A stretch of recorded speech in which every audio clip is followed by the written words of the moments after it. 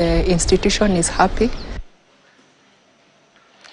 Kwingineko mtazamaji, wawakilishi wadi wawili kaunti ya Migori wamejipata pabaya baada ya kusimamishwa kutoka bunge kwa siku 60 kutokana na madai ya utovu wa nidhamu. Wawili hao ni Samson Oliwa wa wadi ya Kadem Kaskazini na Eunice Odi wa wadi ya Kanyamkago. Sasa wanashutumu spika wa bunge la kaunti hiyo kwa ufisadi na matumizi mabaya ya mamlaka.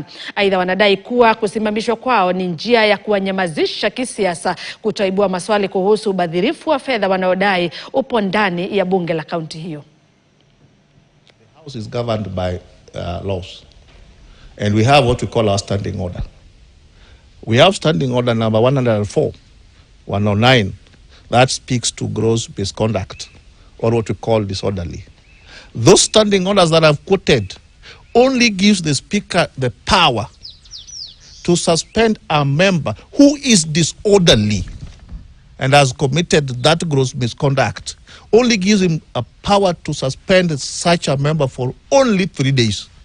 As a person given mandate to ensure that my public funds are properly used, should I sit down somewhere, see all this money eaten at the expense of the people who do not have drugs in the hospitals, who do not have clean water to drink, who do not have roads, who do not have hospitals, who do not have ECD classes for our young learners?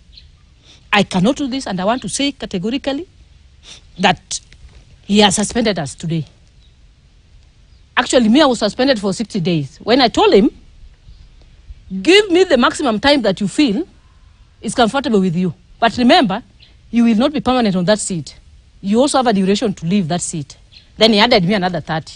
Suspension from services means that for the duration that they were suspended, they are not supposed to participate in any assembly event. So there's no way they can come back before that suspension period is over. Moreover, for purposes of fair hearing, suspension is to put you on hold, on notice. I referred them to a relevant committee called the Powers and Privileges, which will look at their cases, and they can exculpate themselves, they can exonerate themselves through that committee. If the sentence they were given was too harsh, then they can present themselves in that committee and come back. Afisa msimamizi wa uchunguzi wa eneo bunge la